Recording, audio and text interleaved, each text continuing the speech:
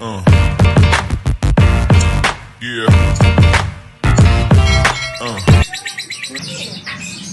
Nih, pakai ini nih. Mantap ya hilang. Ini mau, mantep mau. Gila.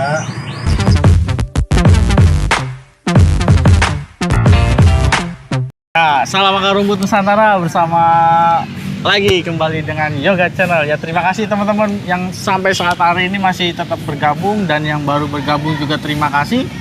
Dukung terus Yoga Channel. Ya, teman-teman, menarik kalau kita membahas dunia perkicauan, memang nggak ada habisnya. Ya, sampai saat hari ini saya pun memang masih uji coba treatment ya. Jadi namanya settingan itu berkelanjutan teman-teman. Jadi memang nggak bisa cuman seminggu, 2 minggu, 3 minggu, bahkan 1 bulan. Ya, posisi saya sedang ada di taman nih teman-teman. Jadi anginnya kenceng dan lumayan enak, adem ya.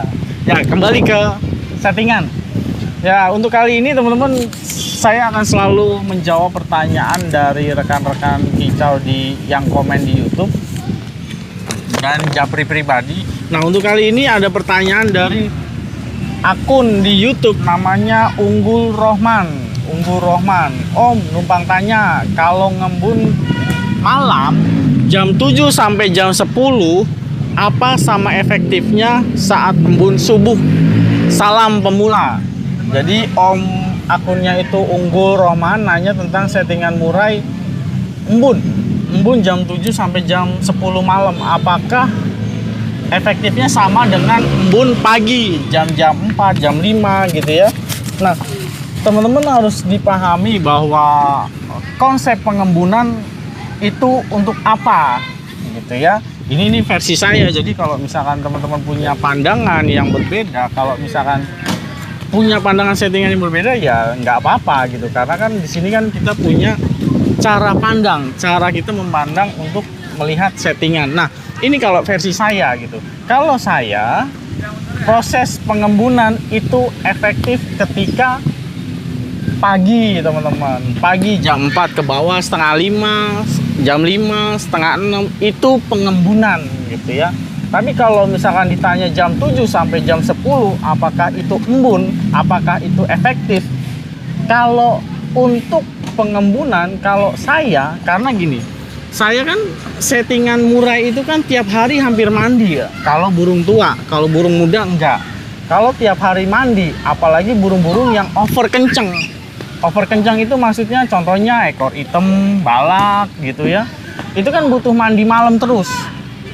Mandi malam, entah itu mandi malamnya mau jam 11, mau jam 7, mau jam 8, mau jam 12. Dulu saya punya beduk, itu mandi malam teman-teman.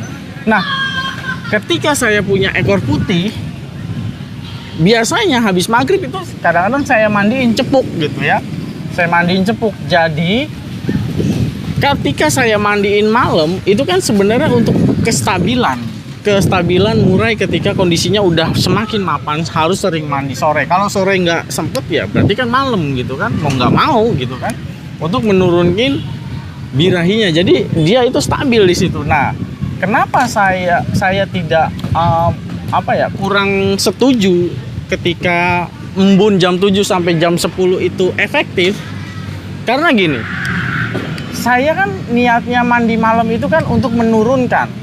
Nah, ketika sudah mandi malam berarti kan harus ada pengeringan. Nah, misalkan pengeringan digantung biasa gitu sampai badannya kering, baru dikerodong lagi. Nah, kalau jam 7 sampai jam 10 diembun, lah berarti kan apakah dimandiin sebelumnya gitu ya? Itu kan jadi pertanyaan buat Om Unggul Rohman ya. Apakah sebelumnya dimandiin atau memang pulang kerja sore atau malam baru dibuka jam 7 sampai jam 10. Ya itu nggak apa-apa gitu. Jadi tergantung efektivitasnya gitu. Kalau si Om Unggul Rohman bisanya ngembun jam segitu, misalnya jam subuhnya kerja mungkin kena shift gitu ya. Ya berarti nggak apa-apa dibuka malamnya itu jam 7 sampai jam 10. Tapi kalau ditanya efektivitas, ya saya kurang setuju gitu. Lebih baik ya embunnya pagi. Tapi kalau misalkan kena kerja shift, ya kan berarti mau nggak mau gitu ya, mau nggak mau harus ada embun. Misalkan mau pakai embun ya berarti malam nggak apa-apa gitu, tapi kalau ditanya efektivitas ya berarti kurang efektif gitu aja. Itu kalau kena shift gitu ya Om Unggul ya, siapa tahu kena shift akhirnya nggak bisa dan bisa ngembuninnya itu malam gitu ya, mungkin kalau seperti itu. Tapi kalau misalkan teman-teman mau ngembunin jam 7 sampai jam 10, itu prinsipnya bukan ngembun teman-teman. Itu prinsipnya bukan ngembun, tapi lebih ke arah membuang birahi supaya dia adem. Karena dalam satu hari, misalkan kalau settingan saya kan full kerodong, nah malamnya itu dibuka, itu nggak apa-apa gitu. Tapi kalau untuk ngembun, itu kurang efektif, itu bukan ngembun. Karena gini, seharusnya posisi burung dari jam 10 itu dia lebih banyak istirahat. Harusnya lebih banyak istirahat. Karena apa? Pergantian dari sore hari ke malam itu lebih banyak dia itu aktivitasnya berkurang, mulai berkurang. Dari pagi sampai siang itu aktivitas, ketika di full kerodong, gacor misalnya ya. Nah, ketika dia udah mau masuk maghrib dan akhirnya malam, masuk malam jam 7-an gitu ya, itu bukan ngembun. Tapi burung itu seharusnya istirahat. Jadi jam 7 itu kebanyakan istirahat. Tapi nanti dia mulai aktif lagi. Biasanya tanda-tanda mulai fajar, misalnya jam-jam 12 ke atas, jam-jam 2, jam-jam 3, atau jam 12 teng, biasanya burung itu mulai aktif lagi. Bunyi tak tak tak tak tak gitu ya. Tengah malam itu biasanya kayak gitu. Itu menandakan subuh, menandakan fajar, menandakan pergantian hari. Entah apa ya, saya juga kurang paham mengenai burung, kenapa ya dia bisa bunyi ketika tengah malam, ketika subuh-subuh.